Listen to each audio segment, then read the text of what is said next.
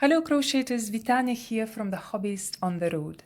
Today I'm going to show you how to crochet a bobble stitch, and I'm using American terminology here. So as you can see, I have crocheted here a little sample already.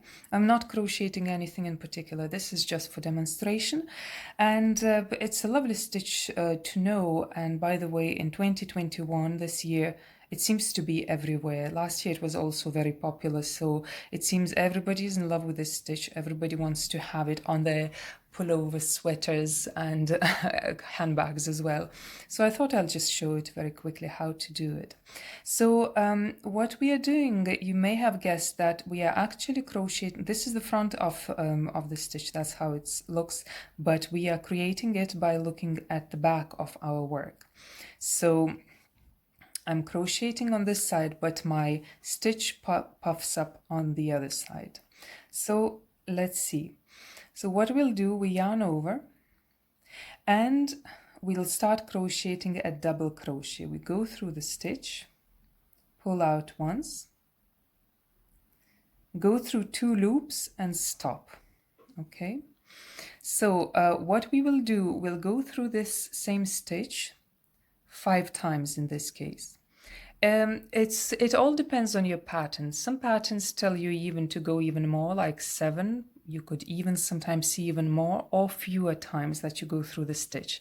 Your pattern will tell you, but for this demonstration, I want to go 5 times through the same stitch.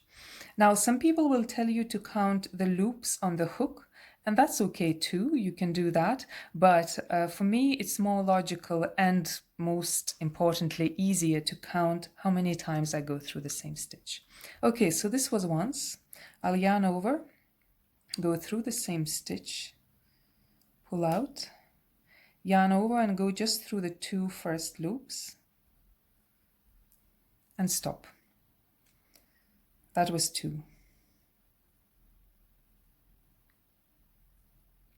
3,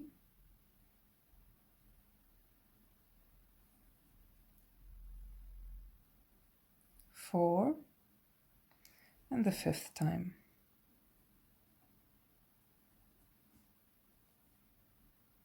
5. Okay, so what we will do, we now have to yarn over and we have to pull that yarn through all of these loops. Now the important bit is with to hold your hook correctly so as to finish this stitch successfully. So don't hold your hook up, and sideways is also no good.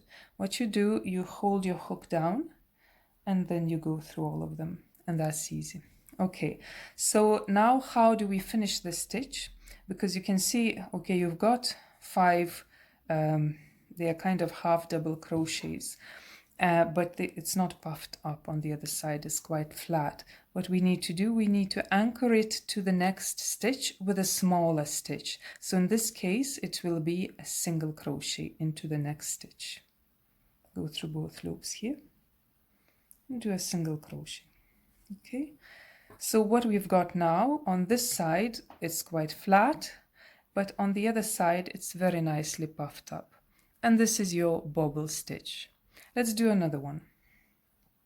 Yarn over once,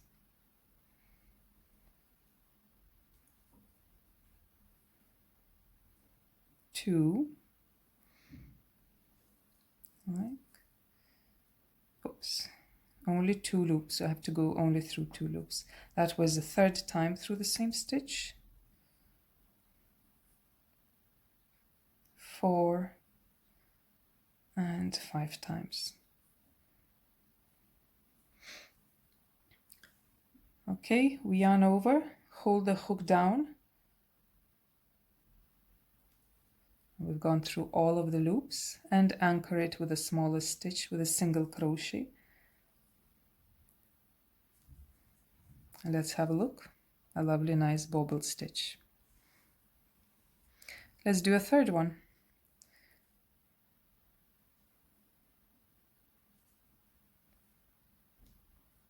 One, 2, 3,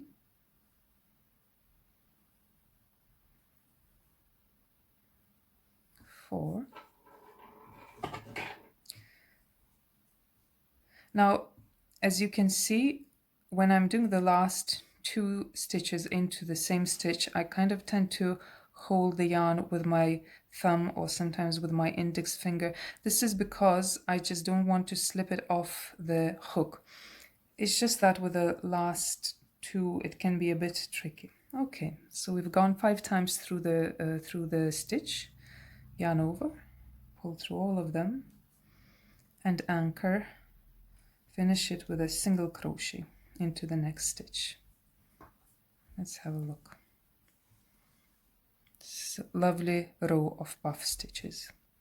Let's do the last one, and we'll have the row finished. And then I'll show you a little trick that I recently learned, and actually it's a very nice little thing to know. Okay, that was 2, 3,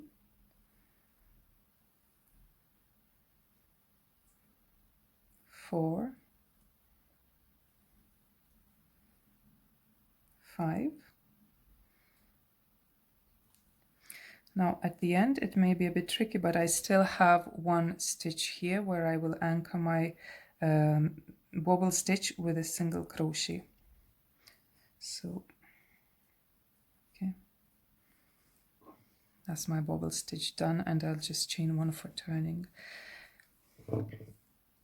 Now we've got nice 3 rows of bobble stitches.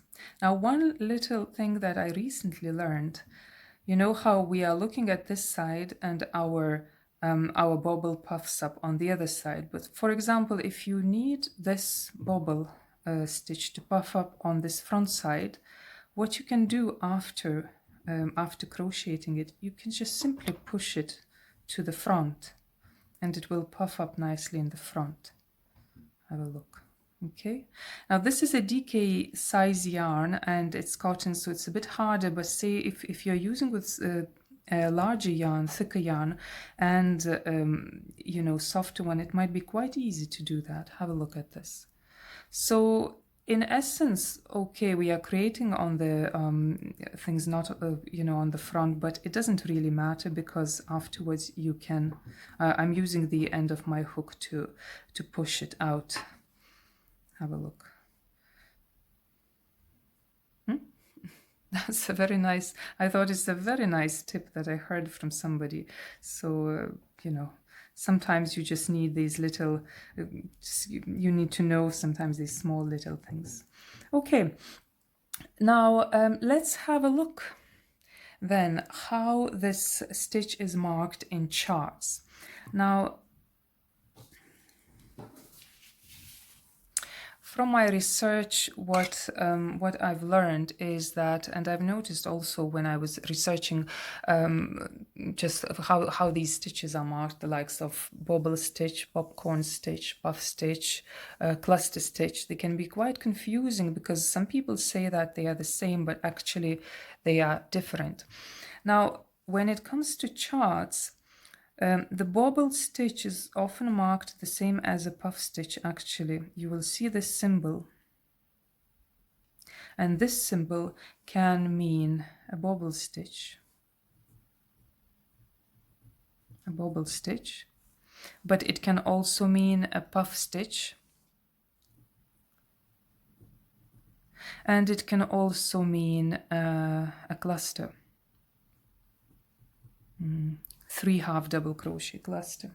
So what you will have to do if you see this symbol, you'll have to read the pattern and see what the author means when they use this symbol, which stitch they refer to, just to make sure. Okay, so this was a small lesson from me, Vitania the Hobbyist on the road, and I hope you enjoyed crocheting a bobble stitch with me.